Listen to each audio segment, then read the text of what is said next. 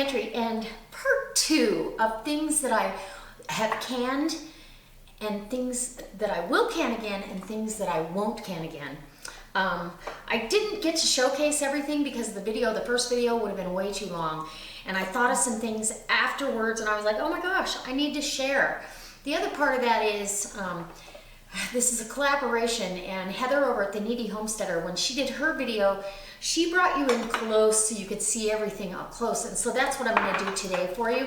I will leave an iCard in the corner above of the playlist, as well as Heather's video that she did, and I've got Wilhelm's Kitchen and Lisa over at Sutton's Days. Those will also be placed up above, as I'm hoping that we get a couple other people,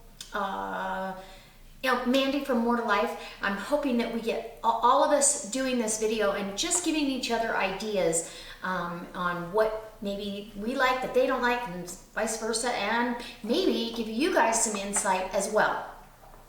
So, I was cleaning out the pantry while I was doing this, so I've got a couple of things that need to get used right away, and well, within a reasonable amount of time.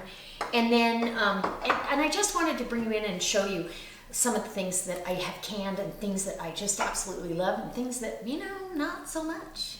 So, that being said, if you like these kind of videos, and I know you do because they get lots of views, go ahead and give me a thumbs up. Leave me a comment, again, of maybe something that you see here, that whether you like it or not, and we'll go forward with the video. Anyways, don't forget there's always links below so you can check out. There's an Amazon link, so if you haven't jumped in and bought any canning equipment or canning books, you can go put a search in that search bar on that link and go shopping. Helps the channel out a little bit. Anyway, okay, come on in. These are my 4 favorite canning, my 4 favorite canning books. I'm also going to show some stuff on that. I've got the complete book of canning and preserving, home preserving, then the all new book of canning and preserving, and a chef did a lot of these recipes, but just like any other chef, you're not always going to like everything they do. So these, I'm glad that it's smaller batch canning because I can test it out before I put a large batch on the shelf. And then of course the all new, or the Ball Blue Book, and I don't know if this is the latest version. I don't think it is, but I've got several of them. And then the Amish Canning Cookbook, and I always double check with the National Center for Home Food Preservation to make sure that there's no typos anywhere and everybody's kind of on the same page. So I cross-reference whenever I start to can, even if it's something that I've canned 100 times.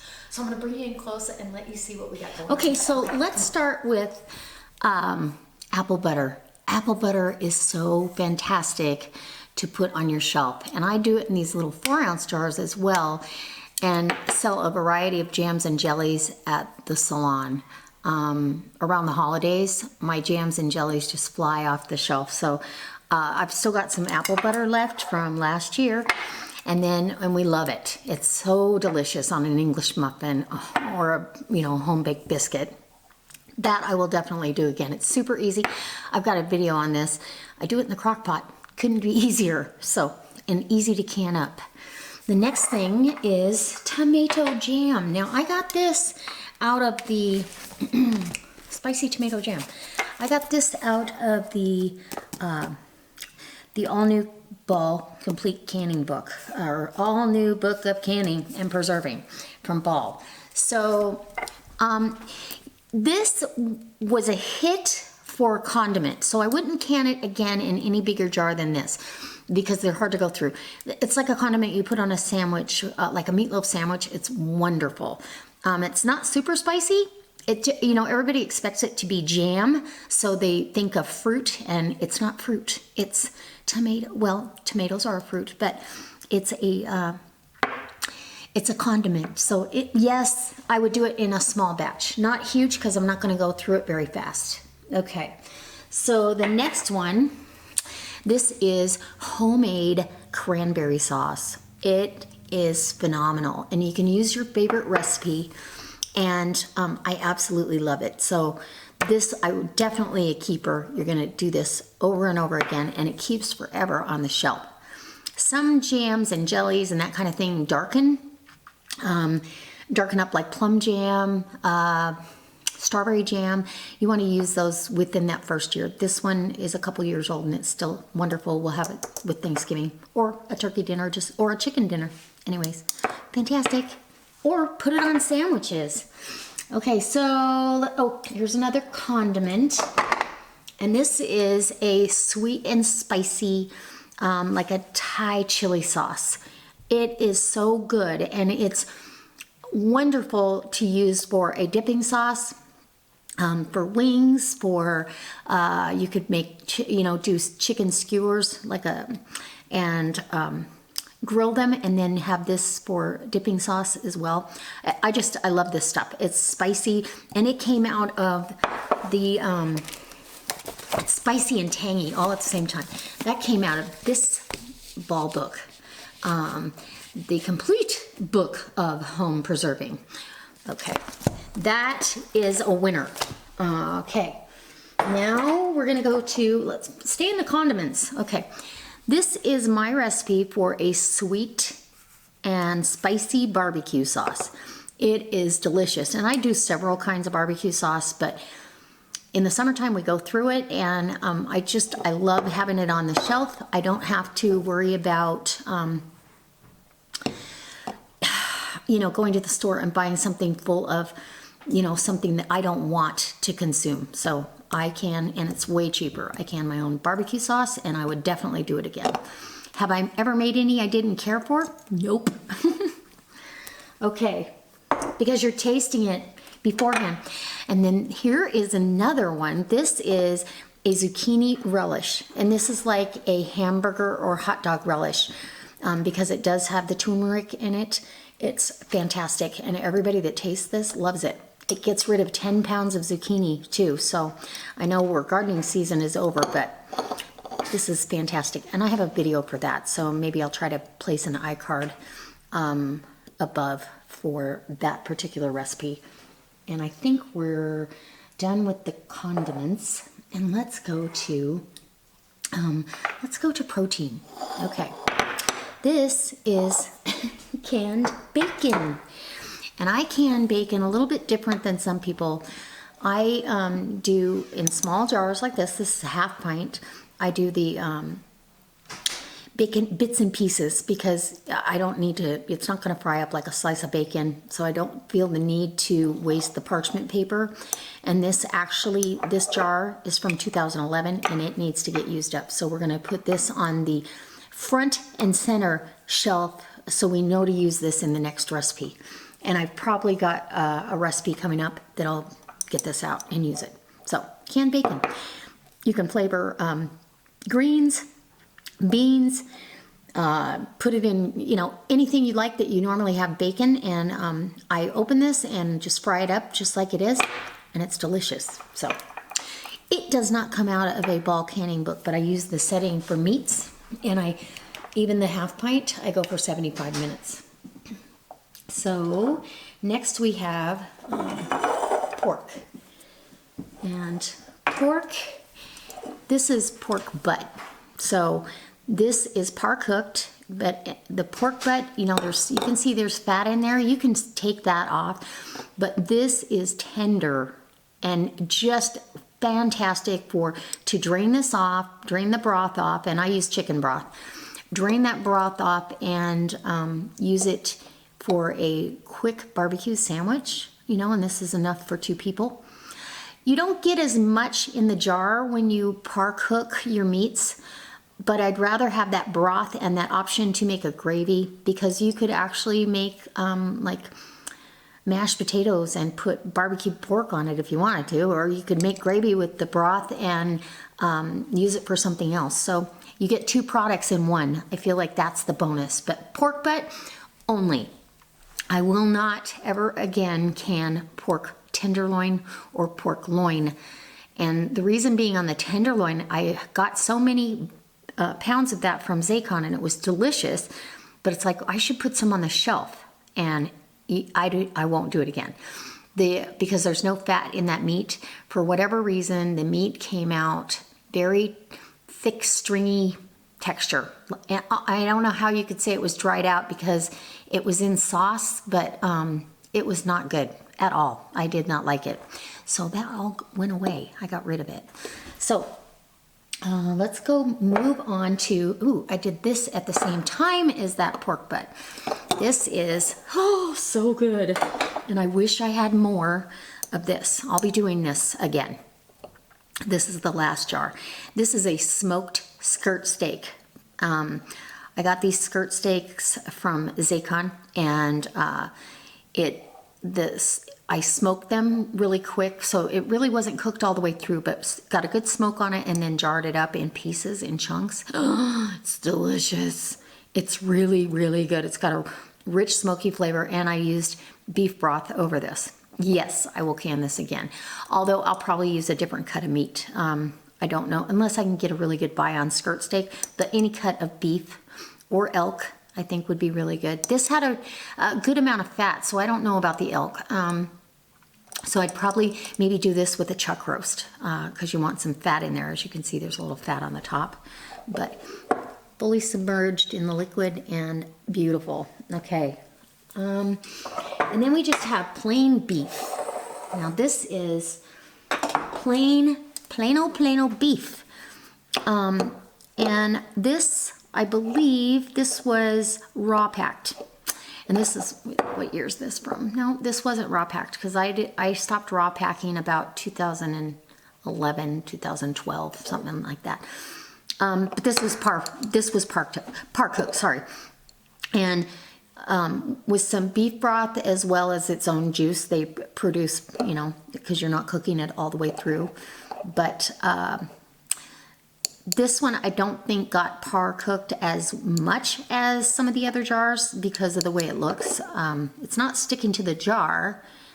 In a couple places it is, but it's not coming apart like that skirt steak. So, and I'm going to show you another example. This is elk meat. This is elk chunks, and you could do venison like this. I love canned beef, so if you're on the fence about canning beef, it's delicious. You want a little bit of fat content though in it, otherwise, you know, you're going to have too lean. And don't be scared if there's fat at the top of the jar. You can remove it. So this is elk in, is any more? Yeah, this is elk meat that's in wine broth. I make a red wine broth for this, and it's fantastic. And then you can make a stroganoff, or just thicken, you know, make a gravy and put it over egg noodles. It's phenomenal. Okay, next meat. Oh, here's another beef. Here's another beef one, and this one is from this year, 2017, and I put onions and beef broth in here, so it's got a little bit of a different flavor. It's not just plain. And then we might as well go, since we're on beef, let's go to this. And yes, beef is one of my favorites. So ground beef. Now this is Zaycon's 93% lean, and you do see a little bit of fat at the top, but you can get that right off.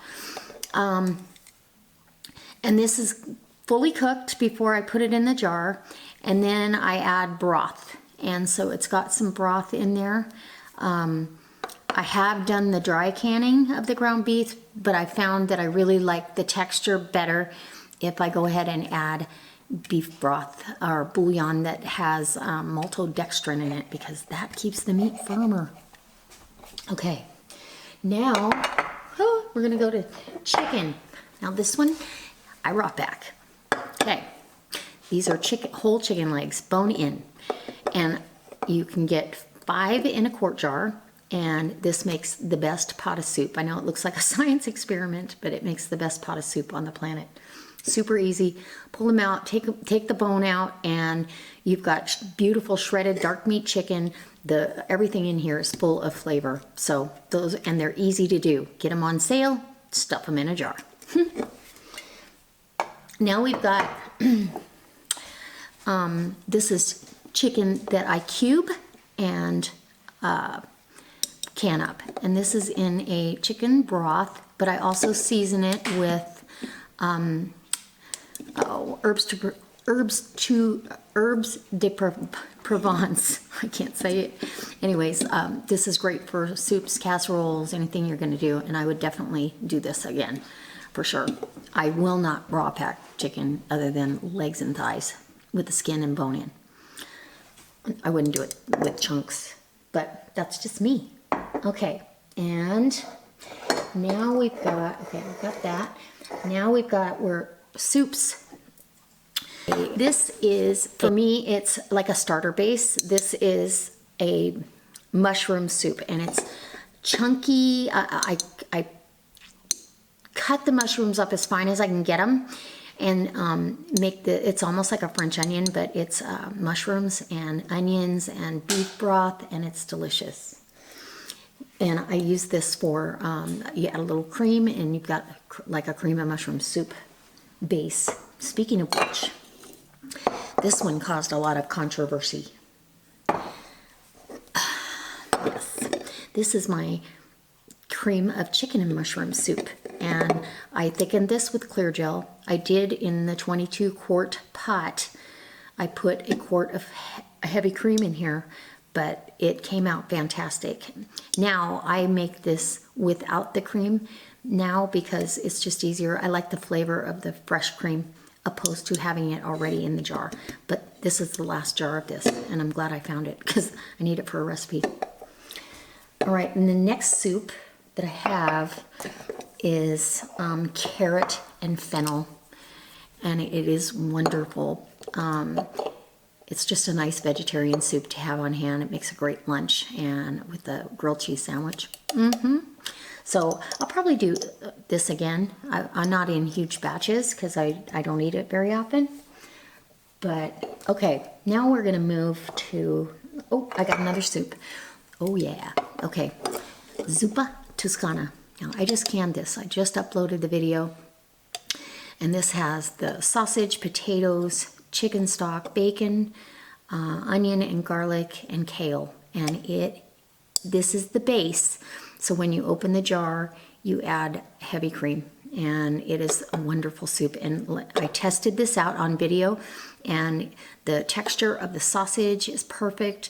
The kale is nice and soft, almost like a canned spinach. The potatoes stayed nice and firm. They did not get mushy or fall apart. I'm just super excited about that, and I believe it's because of the broth having the maltodextrin in it. So that soup is definitely going on the shelf again. And here's some spinach. Spinach shrinks almost half when you can it up. I love, love, love canned spinach. So this is the last jar, and I do need to do some more here pretty soon. I think I'm going to mix the spinach and the kale together and do greens. Greens can for a long time, but they're kind of labor intensive to get it done, but I love it. They're worth it. Okay, and now we're moving to beans. Okay, these are my chili beans, and I did these like 2 years ago. It's got all the spices in there. You don't rinse them. This is to put in your chili, and they're fantastic. I love to have these because all I have to do is open a jar of the beef, and you've got your beans. You can add more beans if you want, but all the spices are there, and you have a quick chili. And then the other beans that I have, these here. These beans are pork and beans, and this is a recipe from the Ball Canning book. And you can see they're pretty much, I mean, there's not much liquid in there. And I'm going to continue to use them, but I mix them and doctor them up a little bit, thin them out. This is a Ball Canning book recipe, came out of the blue book, and I had to modify it. So it needs more sauce. It needs, you've got a little bit of tinkering to do. So my revised version, I won't do those again, but my revised version are these beans, and these are pork and beans. They're in a tomato based sauce, and they're phenomenal. They're so good. And see, there's plenty of liquid. You can see that. And yeah, they're really, really good. So when you want a hot dog and some pork and beans, that's your ticket. Okay, so let's see. I think that's all the rest of the stuff that I had to show you. And talk about, I'm going to bring you in and look at some of the books and the recipes that I'd like to do. Okay, so these are my 4 top favorite canning books, and I talked about these earlier. This is a go-to book. I think this is a must-have in the kitchen, definitely. This one I really like, the pie fillings. I'm thinking, and then all the Ball Blue Book, whenever they have an updated version, and like I showed you, the pork and bean recipe is right here. And where is it? Oh, beans with pork and tomato sauce. It's not enough sauce. I don't know what all is wrong with it, but I'm like, and I did it out of the newer version book. They haven't changed it, and it's just not my favorite. Won't do it again. And then just plain potatoes too. I won't do just plain potatoes. I do not like the flavor. It's a waste of my time, and I really prefer dehydrated or freeze-dried potatoes because I get the texture and the taste I want. So if you haven't got a canning book, you can get these just about anywhere. They sell canning supplies and the latest version, but you can also go on the Ball website and look at information as well. So I wanted to tell you guys a couple of things that I would like to can, like 5 things that I'm going to can next on the list. And the girls and I, they're going to be in a collaboration with this as well. So there is in this, is it this one? I don't think it's this one. I guess it is. Farmer soup. It's either going to be a farmer soup, and I think Christina makes this and cans it. And you use hamburger, it's 2 onions, celery, potatoes, 2 cups of carrots, pepper to taste. And in this book they make pretty large quantities, so 7 quarts. I might cut this recipe in half and do it in pint jars, or I don't know, or do quarts and have another recipe that I try, because here's hamburger stew, and this one calls for, I don't like green beans in my stew, so I wouldn't do that. It's just potatoes and green beans basically in hamburger, so we're not gonna do that one. But farmer stew, or let me see if I can find that recipe here that I saw a little earlier. Maybe that was it. I'm not going to do any chicken soup because I have so much chicken and veggies on the shelf. All I have to do, and this is where I got my carrot and fennel soup recipe, and it's wonderful. So I recommend that one. It's a really good. And then this black bean soup, it's kind of like a Cuban flavor profile. I might do that one, but we're gonna save for right now. I think that's it out of this book. I think we're gonna try the farmer stew, a half recipe, and then let me bring my other book over here. The rest of the recipes are gonna come out of here. So I love this, this book. So I wanna try the pork because I only have 1 jar of pork butt left. And this is a roast pork in spicy broth. So it's calling for a pork butt, trimmed and cut into cubes. You've got salt, pepper, chicken or bone broth, which I have on the shelf, onion. I will add some bouillon though to keep the meat texture correct. Onion, dried and crushed red pepper, oregano, garlic cloves. So it's not hot and spicy. It's but 2 tablespoons of dried red pepper flakes. How many?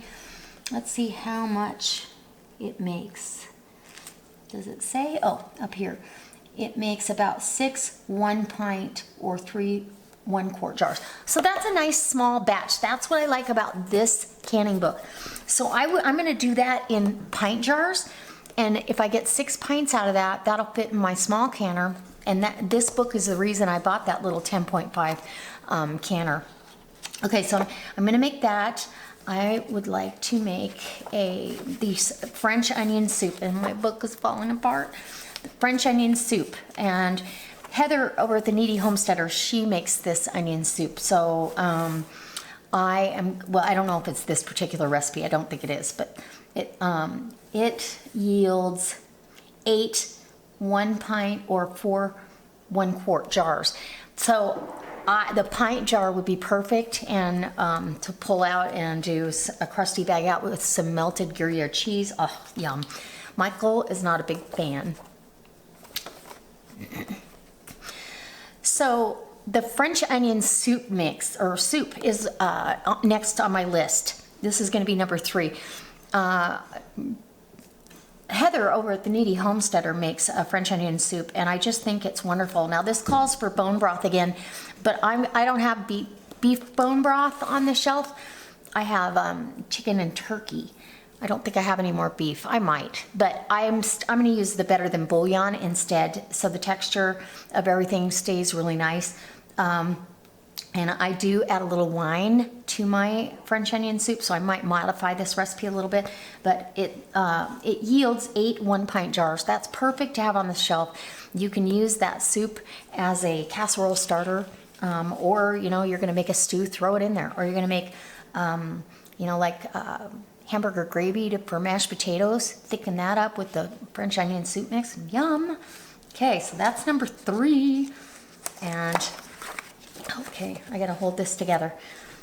I'm on the page where they have the green beans and mushrooms. They do have several different potato recipes, and let's see, and this yields 1 quart or 2 1-quart jars or 4 1-pint jars. So these are pretty small batch. I might try one of these. One of them is herbed potatoes, and it calls for let's see, what does it call for? Oh, salt, black pepper, rosemary, and thyme. That sounds really good. I think I would still, it calls for chicken or vegetable broth, so definitely that would make it good. They also have chipotle potatoes, and they're asking for chipotle powder, fresh cilantro, minced garlic, and a chicken or vegetable or beef broth for those potatoes, and then Mediterranean potatoes. And it's got lemon zest, rosemary, oregano, pepper, salt, again with the beef or chicken broth. So I might try one of those potato recipes. We'll say that's number 4. And they also have curried carrots and herbed carrots. I would try the herbed carrots. It's got dry thyme, lemon, and rosemary, but I don't need carrots on the shelf right now, so I'm going to wait on saying that's my number 5. I really want, let's see, how much does this one is 4 pint jars, or 4 1-pint or 2 quarts. Okay, so this is pot roast in a jar, and you're using 2 pounds of boneless beef chuck trimmed. Okay, peeled and diced potatoes, onions, celery, and carrots. And, all your spices, and then beef broth. It's almost like having a, well, you could make it into a stew too, but I would like to try this to see if it really, everything holds up well. And they've also got beef stroganoff in a jar. Boneless beef chuck, chunks, mushrooms, chopped onion, tomato paste. Why tomato paste? Yuck. I wouldn't put tomato paste in there. Shredded, I've done the shredded chipotle beef for tacos, and it's really, really good. So I think I'm going to do the pot roast in a jar and see how that comes out. Let's see. I don't want to do any chicken. I have plenty of chicken on the shelf and in the freezer. So that's my 5 things that I'll be canning here in the near future.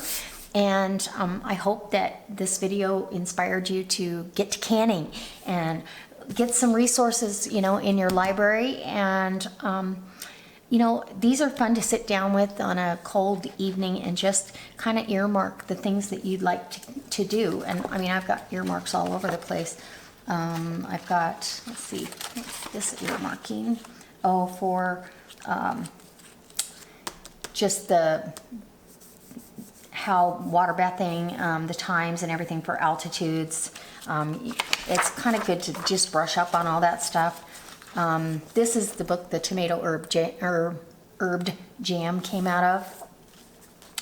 I guess I have spicy apple jalapeno jelly marked off. And I think that's it. I think as far as anything in the near future, and I'm tomatoed out, so this is spiced pickled okra with cherry tomatoes and pear onions. No, I think that's it. I got my pages, and so guys, sit down with a big good canning book and pick out some recipes and let me know what you decide you're gonna can next, because it might give me a little inspiration.